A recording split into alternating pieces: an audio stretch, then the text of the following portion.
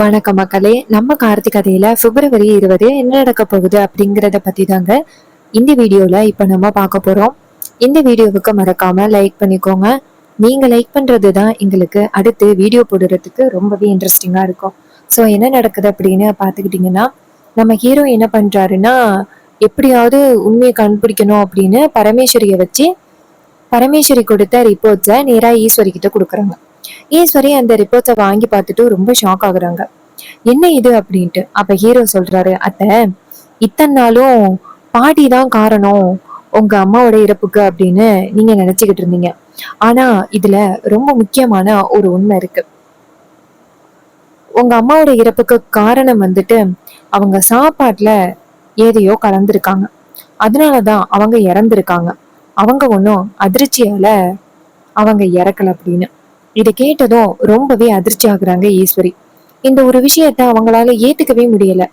எங்க அம்மா இதனாலதான் இப்படி ஆனாங்களா, என்னால நம்பவே முடியல அப்படின்னு. அப்ப வில்லிய நேரம் அவங்க அக்காவை பார்த்து, இங்க பாருக்கா, எனக்கு என்னமோ இது எல்லாமே ஒரு சூழ்ச்சியா இருக்குமோ அப்படின்னு தோணுது. உன் டிரைவர் பையன் உன்னை ஏமாத்தணும் அப்படிங்கிறதுக்காக இப்படிப்பட்ட ஒரு காரியத்தை பண்றான். அவன் சொல்றத நீ நம்பாதக்கா.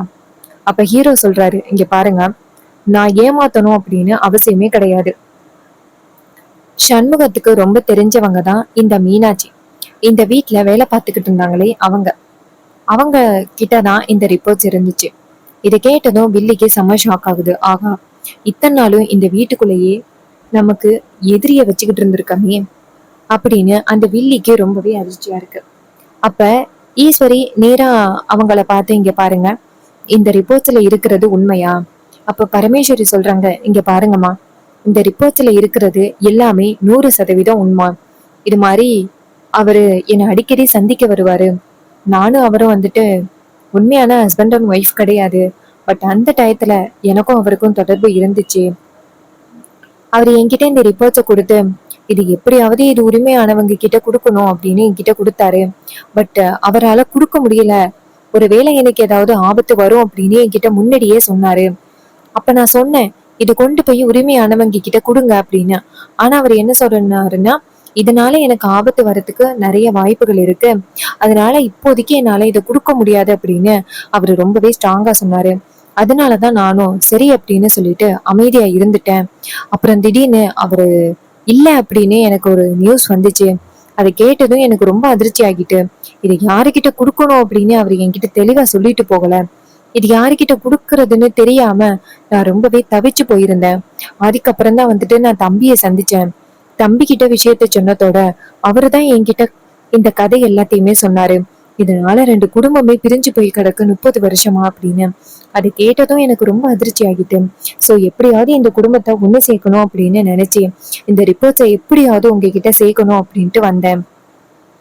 இதை கேட்டதும் வில்லி சொல்றாங்க, அக்கா பாத்தியாக்கா, இவ ஒண்ணும் நேர்மையான ஒரு மனைவி கிடையாது, இவளே ஒரு தப்பானவ அப்படின்னு. இதை கேட்டதும் அப்ப பரமேஸ்வரி சொல்றாங்க, இங்க பாருங்கம்மா, நான் வேணும்னா தப்பானவளா இருந்திருக்கலாம். ஆனா அந்த ரிப்போர்ட்ஸ எப்படியாவது உங்ககிட்ட கொடுக்கணும் அப்படின்னு நான் ரொம்ப முயற்சி பண்ணேன். அதே மாதிரி இந்த ரிப்போர்ட்ஸை நான் கொண்டுட்டு வந்துட்டேன். இங்க பாருங்க ஈஸ்வரி அம்மா, இதுல இருக்கிறது எல்லாமே உண்மை. உங்க அம்மா எப்படி இறந்தாங்க அப்படிங்கிறதுக்கான முழுமையான ஆதாரம் தான் இது. தயவு செஞ்சு நம்புங்க அப்படின்னு. இதை கேட்டதும் ஈஸ்வரிக்கு ரொம்பவே அதிர்ச்சியா இருக்கு. அப்ப வில்லி சொல்றாங்க, அக்கா அக்கா, இது எதுவுமே உண்மை இல்லக்கா அப்படின்ட்டு. அப்ப ஈஸ்வரி வில்லிய பார்த்து, இங்க பாரு சந்திரா, கொஞ்சம் அமைதியா இரு அப்படின்னு நேரா அவங்கள பார்த்து, சரி, இதுக்கு யாரு காரணம் அப்படின்னு உங்களுக்கு ஏதாவது தெரியுமா? அவர் ஏதாவது உங்ககிட்ட சொல்லியிருக்காரா அப்படின்னு. இதை கேட்டதும் அவங்க சொல்றாங்க, ஆமா, இத பத்தி என்கிட்ட அவர் சொல்லியிருக்காரு. அவங்க பேரு முத்து அப்படின்னு சொன்னாரு. அவர் தான் இது எல்லாத்துக்குமே காரணம். அவர் தான் இந்த ரிப்போர்ட்ஸை கொடுக்க விடாம தடுத்தாரு அப்படின்னு என்கிட்ட சொல்லியிருக்காரு. இதை கேட்டதும் ஈஸ்வரிக்கு செம்ம காண்டாகுது. அப்போ இது எல்லாத்துக்கும் காரணம் அவன் தானா? அவனை கண்டிப்பா நான் சும்மா விட மாட்டேன் அப்படின்னு. இது கேட்டதும் வில்லிக்கு ரொம்ப அதிர்ச்சியா இருக்கு. ஐயோ, மாமா வசமா சிக்கிட்டாரே அப்படின்னு. அப்ப ஈஸ்வரி சொல்றாங்க, என் அம்மாவுக்கு இவ்வளவு பெரிய ஆபத்தை கொடுத்த அவனை நான் சும்மா விட மாட்டேன். அப்ப ராஜா சொல்றாரு, இந்த குடும்பத்தை பிரிச்சு வச்சிருந்த அவனை நான் சும்மா விட மாட்டேன். வாங்க எல்லாரும் அவனை பாக்குறதுக்கு போகலாம் அப்படின்னு எல்லாருமே கிளம்புறாங்க. அப்ப வில்லி வந்துட்டு நைஸா அந்த இடத்துல இருந்து எஸ்கேப் ஆகுறாங்க. அப்போ நம்ம ஹீரோ சொல்றாரு, கண்டிப்பா அங்க போனா அவன் தப்பிச்சு போயிருவான் அப்படின்னு. ஈஸ்வரி சொல்றாங்க, நான் அவனை கண்டிப்பா சும்மா விட மாட்டேன் அப்படின்னு. எல்லாருமே சேர்ந்து நேரா முத்துவோட வீட்டுக்கு போறாங்க. அங்க வில்லி என்ன பண்றாங்கன்னா, நேரா அந்த முத்துக்கு ஃபோன் பண்றாங்க. ஆனா அவரு போன் எடுக்கல. அப்ப வில்லி நினைக்கிறாங்க, ஐயோ மாமா வசமா சிக்கிட்டாரு.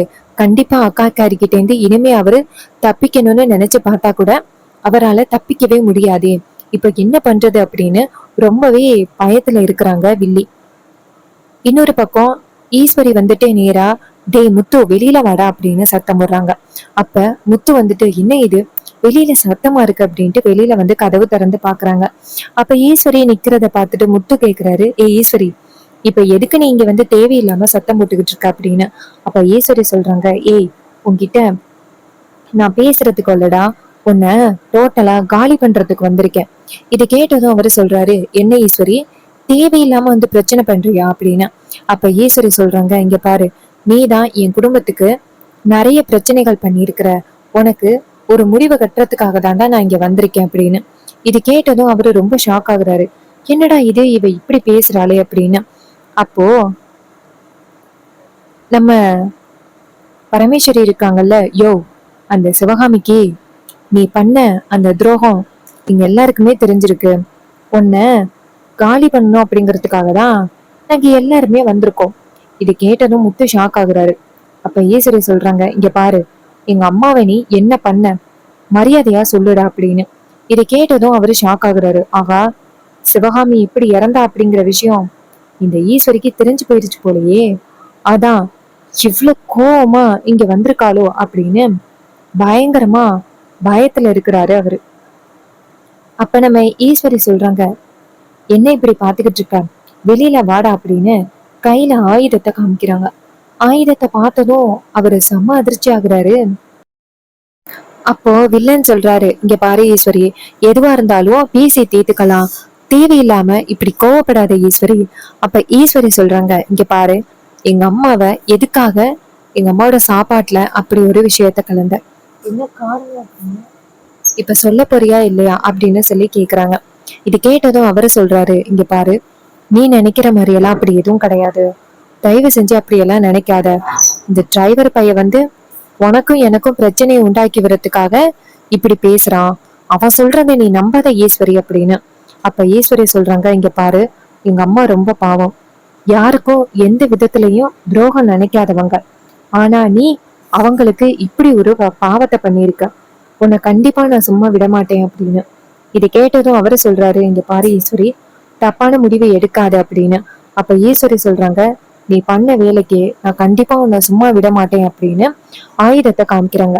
அப்ப நம்ம ஹீரோ அந்த இடத்துக்கு வந்துட்டு, இங்க பாருங்க இப்போதைக்கு நீங்க அவசரப்பட்டு இப்ப நீங்க இப்படி ஒரு முடிவெடுத்தீங்க அப்படின்னா அது உங்களுக்கு கண்டிப்பா ரொம்ப பெரிய பிரச்சனை ஆகும். இவனுக்கு என்ன தண்டனை கொடுக்கணுமோ கொடுக்கலாம். பட் அவன் எதுக்காக அப்படி பண்ணா அப்படிங்கிற விஷயத்த கேட்கணும். அப்ப ஈஸ்வரி சொல்றாங்க, ஆமா நீங்க சொல்றதும் சரிதான். இவன் எதுக்காக இப்படிப்பட்ட ஒரு காரியத்தை பண்ணா அப்படிங்கிறத நான் கேட்டு தெரிஞ்சுக்கிட்டே ஆகணும். சொல்லுடா, எதுக்காகடா எங்க அம்மாவுக்கு அப்படி ஒரு காரியத்தை பண்ண அப்படின்னு. அப்ப அவரு சொல்றாரு, இங்க பாரு ஈஸ்வரி, தயவு செஞ்சு என்னை விட்டுரு அப்படின்னு. அப்ப ஈஸ்வரி சொல்றாங்க, இப்ப நீ சொல்ல போறியா இல்லையா அப்படின்னு. இது கேட்டதும் அவரு சொல்றாரு, இங்க பாரு ஈஸ்வரி, இது மாதிரி நான் வந்து அந்த உங்க அம்மா கிட்ட தப்பா நடந்துக்க முயற்சி பண்ண. அப்போ அவ பஞ்சாயத்தை கூட்டுறேன் அப்படின்னு சொன்னா, எங்க பஞ்சாயத்தை கூட்டி என்னை அவமானப்படுத்திடுவாளோ அப்படின்னு நினைச்சு நான் டக்குன்னு அப்படி ஒரு காரியத்தை பண்ணிட்டேன். நான் தப்பிக்கணும் அப்படிங்கிறதுக்காக அவளை காலி பண்ணிடலாம் அப்படின்னு நினைச்சு அப்படி ஒரு விஷயத்த பண்ணேன். இதை கேட்டதும் ஈஸ்வரிக்கு செம்ம காண்டாகிறது. இவ்வளவு தைரியம் இருந்தா நீ இப்படி ஒரு காரியத்தை பண்ணுவ, உன்னை சும்மா விட மாட்டேன் அப்படின்னு. இது கேட்டதும் அவரு சொல்றாரு, இங்க பாரு ஈஸ்வரி, நான் பண்ணது ரொம்ப தப்புதான். நான் உன்கிட்ட மன்னிப்பு கேட்டுக்கிறேன். அது நடந்து முடிஞ்சு பல வருஷம் ஆகுது. இப்ப அத பத்தி திருப்பி பேசி என்ன பண்ண போறேன், எல்லாத்தையும் மறந்துடலாமே அப்படின்னு. ஈஸ்வரி சொல்றாங்க, எப்படி எல்லாத்தையும் ஈஸியா மறந்துடணுமா? இங்க பாரு, எங்க அம்மா எதுக்காக இறந்தாங்க அப்படின்னு தெரியாமயே இறந்திருக்காங்க. அவங்கள நினைச்சு பார்த்தா இப்ப கூட எனக்கு ரொம்ப வருத்தமா இருக்கு. உன்னை சும்மா விட மாட்டேன். உன்னை இப்பவே நான் அதிகாரிங்க கிட்ட பிடிச்சு கொடுக்குறேன் அப்படின்னு. இது கேட்டதும் அந்த முத்து வந்துட்டு ரொம்ப கெஞ்சுறாரு. கால்ல விழுந்து கையில எல்லாம் விழுகிறாரு. ஆனா ஈஸ்வரி சொல்றாங்க, உன்னை கண்டிப்பா நான் சும்மா விட மாட்டேன் அப்படின்னு சொல்லிட்டு பயங்கரமா கோவப்படுறாங்க. அப்ப நம்ம ஹீரோ என்ன பண்றாருன்னா, அத்தை இவனை அதிகாரிங்க கிட்ட பிடிச்சு கொடுக்கறது தான் அத்தை சரியா இருக்கும் அப்படின்னு சொல்ல, அவங்களும் சரி அப்படின்னு சொல்லிட்டு நேரா அதிகாரிங்க கிட்ட பிடிச்சு கொடுக்கலாம் அப்படின்ட்டு நேரா அதிகாரிங்க கிட்ட பிடிச்சு கொடுக்கறதுக்காக நேரா ஃபோன் பண்றாங்க. அதிகாரிங்க ஃபோன் அட்டன் பண்ணி சொல்லுங்க மேடம் அப்படின்னு சொல்ல, அப்போ அதிகாரிங்க சொல்றாங்க, இங்க பாருங்க மேடம், நாங்க நேரா அந்த இடத்துக்கு தான் வரோம் அப்படின்ட்டு நேரா அதிகாரிங்க வராங்க. அதிகாரிங்க வந்ததும் ஈஸ்வரி அதிகாரிங்களை பார்த்து, இங்க பாருங்க சார், எங்க அம்மா இறந்ததுக்கான காரணம் இவன் தான். இவனே அவன் வாயால வாக்குமூலம் கொடுத்துட்டான். அதுக்கான வீடியோ ஆதாரம் எங்க கிட்ட இருக்கு. அப்புறம் அம்மா எப்படி இறந்தாங்க அப்படிங்கிறதுக்கான ரிப்போர்ட்ஸும் இந்த இருக்கு. இவனை பிடிச்சிட்டு போங்க அப்படின்னு சொன்னதும் அதிகாரிங்க நேரா அந்த சிவனாண்டிய பார்த்து, டேய் வாடா அப்படின்னு சொல்லி பிடிச்சு இழுத்துட்டு போறாங்க. அப்ப சிவனாண்டிக்கு ரொம்பவே அதிர்ச்சி ஆகுது. ஆகா, நம்ம ரொம்ப பெரிய ஆபத்துல சிக்கிக்கிட்டோமே, மருமக நம்மளை எச்சரிப்பா அப்படின்னு பார்த்தா கடைசி நேரத்துல மருமக நம்ம கிட்ட எந்த விஷயத்தையுமே சொல்லாம விட்டுட்டாலே அப்படின்னு அவரு ரொம்ப ஷாக் ஆகுறாரு. அப்போ நம்ம ஹீரோ நேரா சிவனாண்டிய பார்த்து, இங்க பாரு, முத்துவை பார்த்து, இங்க பாரு, நீ பண்ண தப்புக்கு உனக்கு கண்டிப்பா தண்டனை கிடைச்சுதானே ஆகணும் அப்படின்னு சொல்ல அவரு ரொம்ப ஷாக் ஆகுறாரு. நம்ம எப்படியாவது இந்த விஷயத்துல இருந்து தப்பிக்கணும் அப்படின்னு நினைச்சோம், ஆனா இப்படி ஆகிருச்சு அப்படின்ட்டு அவரு ரொம்ப ஒரி பண்றாரு. அப்ப நம்ம ஹீரோ என்ன பண்றாருன்னா, நேரா அதிகாரிங்களை பார்த்து, சார் இவனை பிடிச்சிட்டு போங்க அப்படின்னு சொல்ல, அதிகாரிகளும் நேரா அவர் அந்த இடத்துல இருந்து பிடிச்சிட்டு போறாங்க. இதையெல்லாம் பார்த்துட்டு ரொம்பவே சந்தோஷப்படுறாங்க நம்ம ஹீரோ. ஹீரோ நேரா அவங்க அத்தைய பார்த்து, அத்தை இப்பயாவது பாட்டி மேல எந்த தப்பும் இல்லை அப்படின்னு நீங்க புரிஞ்சிருப்பீங்களே. அதுக்கு ஈஸ்வரி சொல்றாங்க, ஆமா பாட்டி மேல எந்த தப்பும் இல்லை, பட் நான் தான் அவங்க மேல நான் ரொம்ப கோவப்பட்டு அவங்கள அந்த அளவுக்கு கஷ்டப்படுத்தியிருக்கேன் அப்படின்னு ஈஸ்வரி ரொம்ப கவலைப்படுறாங்க. அப்ப ஹீரோ சொல்றாரு, அத்தை இப்ப கூட காலம் தாழ்ந்து போகல, இப்ப கூட நம்ம குடும்பம் ஒண்ணு சேர்ந்து சந்தோஷமா வாங்கலாம். நீங்க என்ன சொல்றீங்க? இது கேட்டதும் ஈஸ்வரி சொல்றாங்க, ஆமா மாப்பிள்ள, நீங்க சொல்றதும் சரிதான். நான் எல்லாத்தையும் மறந்துட்டேன் அப்படின்னா இந்த குடும்பம் நல்லபடியா இருக்கும். முதல்ல பாட்டி கிட்ட அத்தை கிட்ட போயிட்டு மன்னிப்பு கேட்கணும், அப்பதான் வந்துட்டு நல்லா இருக்கும். அப்ப ஹீரோ சொல்றாரு, சரியா சொன்னீங்க அத்தை, பாட்டி கிட்ட போயிட்டு மன்னிப்பு கேட்கணும், அதுதான் சரியா இருக்கும் அப்படின்னு சொல்ல அவங்களும் சரி அப்படின்னு சொல்றாங்க. சோ நம்ம ஹீரோ இருக்காருல்ல, அவங்க எல்லாருமே சேர்ந்து ஈஸ்வரியோட பரமேஸ்வரியோட வீட்டுக்கு போறாங்க. அங்க போயிட்டு பரமேஸ்வரிய பாக்குறாங்க.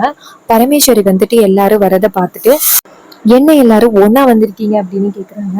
அதுக்கு அவங்க சொல்றாங்க, இது மாதிரி உங்களை பாக்குறதுக்காக தான் வந்திருக்கோம் அப்படின்னு. அப்ப ஈஸ்வரி நேரா அவங்க பாட்டிய பார்த்து, உங்ககிட்ட மன்னிப்பு கேட்கறதுக்காக தான் வந்திருக்கோம் அப்படின்னு. இதை கேட்டதும் பாட்டி ரொம்ப அதிர்ச்சி ஆகுறாங்க. மன்னிப்பு கேட்கறதுக்காக வந்திருக்கீங்களா அப்படின்னு. அப்ப அவங்க சொல்றாங்க, ஆமா மன்னிப்பு கேட்கறதுக்காக தான் வந்திருக்கோம் அப்படின்னு. அப்ப ஹீரோ நடந்த விஷயத்தை எல்லாம் சொல்றாரு. சோ இன்னொரு பக்கம் நம்ம ஹீரோ எப்படியோ இந்த குடும்பத்தை ஒண்ணு சேர்க்கறதுக்காக ஏதாவது ஒரு வகையில முயற்சி பண்ணுவாரு. அது எல்லாமே அப்கமிங் எபிசோடுல ரொம்ப ரொம்ப இன்ட்ரெஸ்டிங்காவே நடக்க போகுது. சோ இதே மாதிரி இனிமே அப்டேட்ஸ் நம்ம சேனல்ல நீங்க தொடர்ந்து பார்க்கலாம். பாத்தீங்களா இந்த ஸ்க்ரன்ச்சஸ் எவ்வளோ க்யூட்டா இருக்கு அப்படின்னு. இந்த பிங்கி பிங்கி ஸ்க்ரன்ச்சஸ் எல்லாமே ஜஸ்ட் உங்களுக்கு அஃபோர்டபுள் ரேட்ல கிடைக்கும். இது வந்து நீங்க பார்த்துக்கிட்டு இருக்கிறது மினி சைஸ். இந்த மினி சைஸ் ஸ்க்ரன்ச்சீஸ் ரூபாய்க்கு 12 ஸ்க்ரன்ச்சீஸ் கிடைக்கும். ஹோல்சேல் பண்ணுறவங்களுக்கு ஒரு பெஸ்ட் ஆப்ஷன். டிஃப்ரெண்ட் சைஸஸில் கூட அவைலபிளாக இருக்குது. அதுக்கப்புறம் பிளாக் கலர் ஸ்க்ரன்ச்சீஸ் அவைலபிளாக இருக்குது. உங்களுக்கு என்ன கலர் வேணுமோ அந்த கலரில் கூட நாங்கள் ஸ்க்ரன்ச்சீஸ் ரெடி பண்ணி கொடுக்குறோம். வேணும் அப்படின்னா சீக்கிரம் ஆர்டர் ப்ளேஸ் பண்ணுங்கள். நம்மக்கிட்ட லிமிட்டட் ஸ்டாக் தான் இருக்குது. ஸோ நிறைய கிளிப்ஸ் வெரைட்டிஸ் கூட அவைலபிளாக இருக்குது. வேணும் அப்படின்னா நீங்கள் கமெண்டில் வந்துட்டு ஆஃபர் அப்படின்னு கமெண்ட் பண்ணுங்க. உங்களுக்கு என்னெல்லாம் வந்துட்டு ஆஃபர் இருக்கோ அதை நான் உங்ககிட்ட சொல்கிறேன். இதே மாதிரி இன்னுமே அப்டேட்ஸ் நம்ம சேனலில் நீங்கள் தொடர்ந்து பார்க்கலாம்.